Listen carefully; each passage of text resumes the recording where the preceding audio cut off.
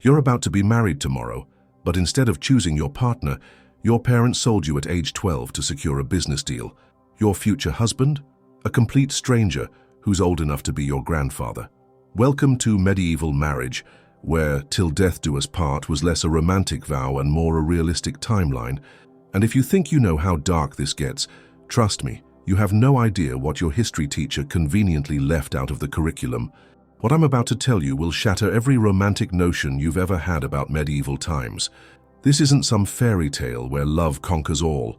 This is the brutal reality of a system that treated children as commodities, where childhood ended before it began, and where the marriage bed was often a place of terror rather than love.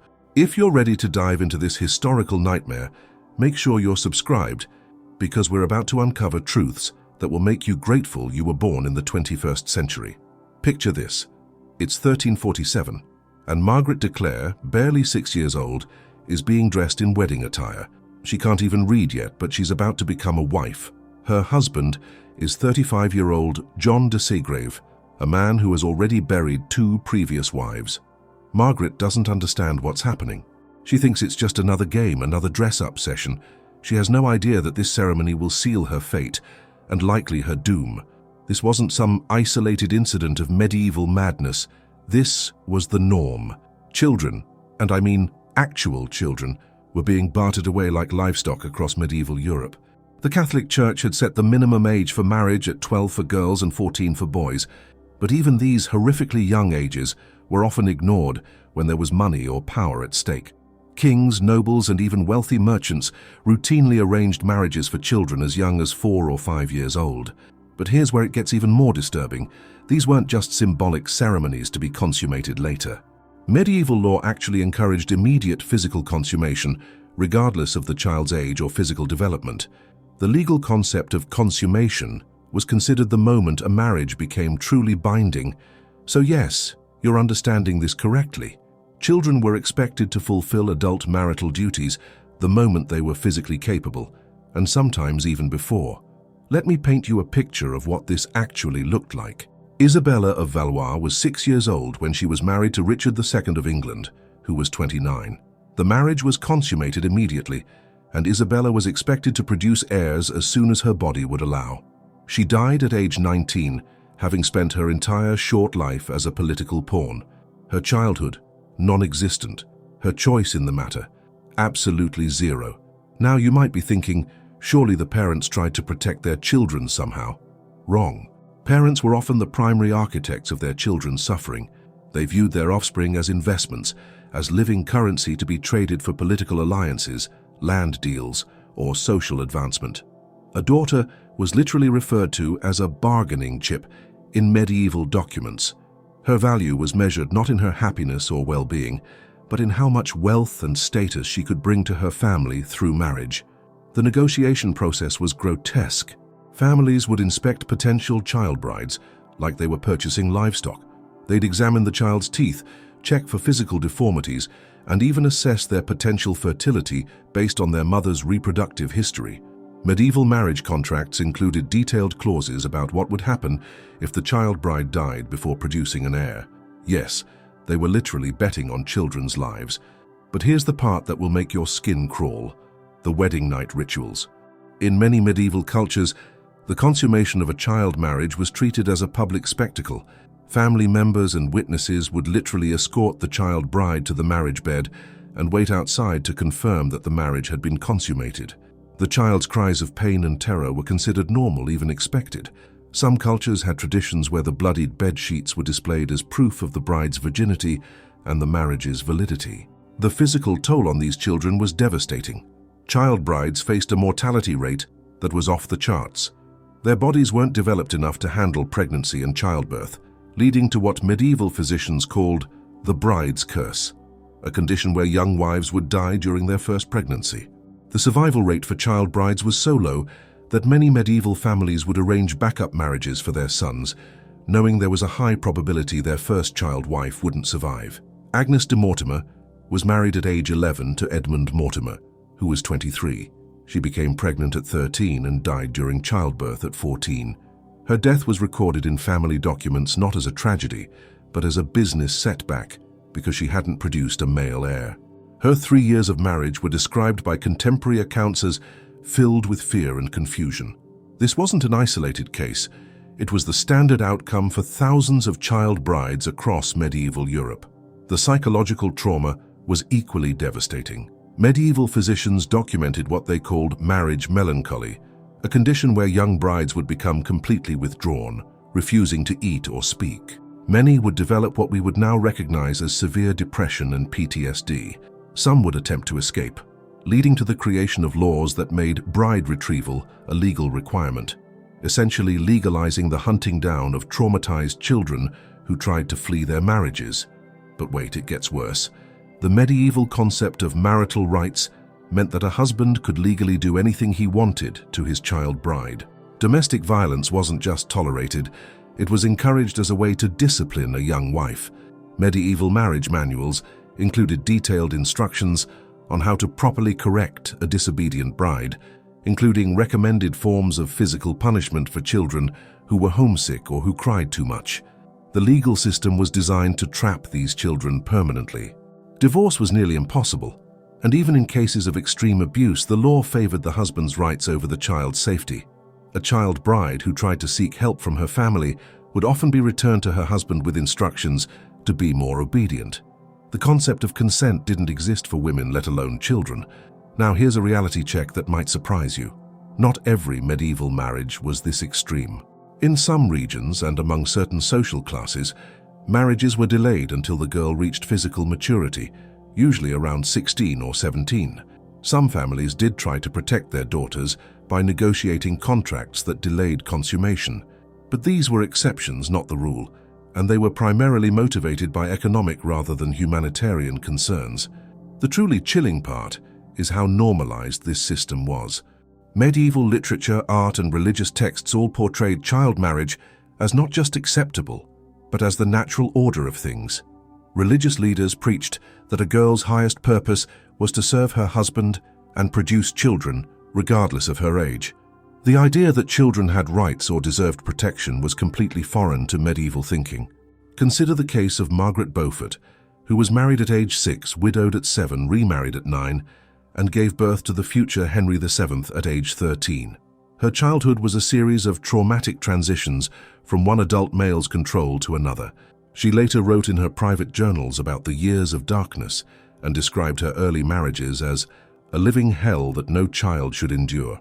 Yet she was considered one of the more fortunate child brides because she survived and eventually gained some political power. The economic machinery behind child marriage was ruthless.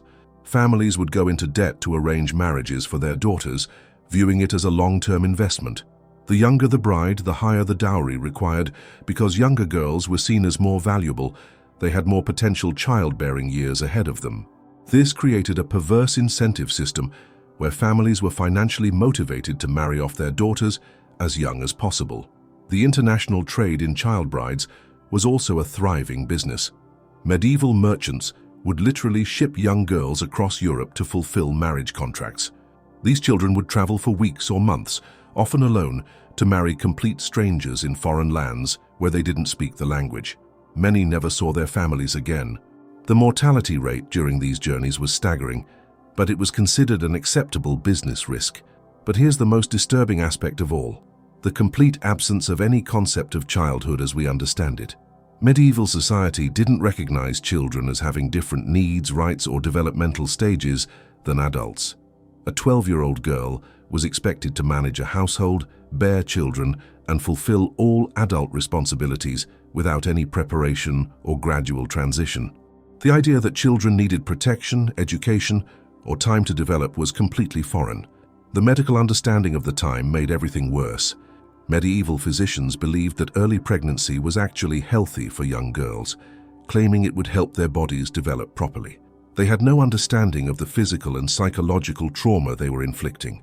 Some medical texts from the period actually recommend marriage for girls as young as 9 or 10 as a cure for various ailments.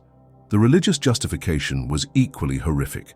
Medieval Christianity taught that women were inherently sinful and needed to be controlled by men from the earliest possible age. Child marriage was seen as a way to prevent young girls from falling into sin. The church actively promoted and blessed these unions, providing religious justification for what was essentially legalized child abuse. The social pressure was inescapable. Families who didn't arrange marriages for their daughters faced social ostracism and economic ruin. A girl who remained unmarried past age 14 was considered a failure and a burden on her family. The entire social structure was designed to force children into marriages, regardless of their wishes or well-being. Now let's talk about the long-term consequences for survivors. Women who survived child marriage often suffered from lifelong physical and psychological trauma. Many developed what medieval documents describe as nervous conditions, what we would now recognize as severe anxiety disorders and PTSD. The maternal mortality rate among former child brides remained elevated throughout their lives, even for later pregnancies. The intergenerational trauma was profound. Women who had been child brides often became complicit in arranging similar marriages for their own daughters, perpetuating the cycle of abuse. They had been so thoroughly indoctrinated into the system that they couldn't imagine any alternative. Breaking free from this cycle required not just individual courage but massive social change. Here's something that might shock you. Some of the most powerful women in medieval history were survivors of child marriage who eventually managed to game the system. Eleanor of Aquitaine, one of the most influential women of the Middle Ages, was married at age 15 to Louis VII of France, then later to Henry II of England. She used her marriages strategically to gain power and influence, but she never forgot the trauma of her early years and worked to delay marriages for her own daughters. The regional variations in child marriage practices reveal just how widespread and systematic this abuse was. In some parts of medieval Europe, the average age for girls' first marriage was as low as 11 or 12. In others, it was slightly higher, around 14 or 15. But nowhere in medieval Europe was it considered unusual for children to be married off before they reached what we would consider adulthood. The record-keeping from this period is both fascinating and horrifying. Medieval families kept detailed records of their daughters' marriages, including ages, dowries, and outcomes. These documents read like livestock breeding records, with clinical notations about fertility, death rates, and replacement costs when young wives died. The dehumanization was complete and systematic. The legal framework supporting child marriage was incredibly sophisticated for its time. Medieval law codes included detailed provisions about child marriage contracts, inheritance rights for child widows, and procedures for arranging marriages between families. This wasn't some primitive, unthinking practice. It was a highly organized system designed to maximize the exploitation of children for adult gain. But here's the reality check you need to hear. This system didn't end with the medieval period. Child marriage continued well into the Renaissance and beyond. In fact, some of the practices I've described persisted in various forms until the 19th and even 20th centuries in parts of Europe. The idea that children deserved protection from forced marriage is a relatively recent development in human history. The psychological defense mechanisms developed by child brides were heartbreaking. Many would create elaborate fantasy worlds to escape their reality. Others would develop what medieval observers called holy madness, a form of religious mania that allowed them to mentally separate themselves from their physical experiences. Some would simply shut down completely, becoming what their families described as living dolls, physically present but mentally absent. The medical consequences extended far beyond childbirth complications. Child brides suffered from malnutrition, stunted growth, and a host of stress-related ailments. Many developed what medieval physicians called the wasting disease, a condition where young wives would gradually waste away despite having adequate food and shelter. We now know this was likely severe depression and trauma-related illness. The social dynamics within these marriages were complex and disturbing. Child brides were often treated as curiosities or pets by their adult husbands' families. They were too young to be taken seriously as adults, but too married to be treated as children. This liminal status created a unique form of psychological torture where they belonged nowhere and had no advocates. The economic calculations behind child marriage were coldly rational from the family's perspective. A daughter was expensive to maintain and provided no labor value to her birth family once she reached marriageable age. Marrying her off transferred the economic burden to another family while potentially providing political or economic benefits through the alliance. The child's welfare was never part of the equation. The international diplomatic implications were staggering. Child marriage was literally used as a tool of foreign policy, with royal families arranging marriages between children to seal treaties and alliances. Wars were fought over marriage contracts, and the fate of nations often depended on whether a child bride could successfully produce an heir. The pressure on these children to perform their duty was crushing. The cultural artifacts that survive from this period tell the story in heartbreaking detail. Medieval art often depicts child brides looking terrified or confused in their wedding portraits. Poetry and literature from the time includes countless references to the sorrow of young wives and the brief joy of childhood. Even medieval people seem to understand, on some level, that what they were doing was wrong. So there you have it.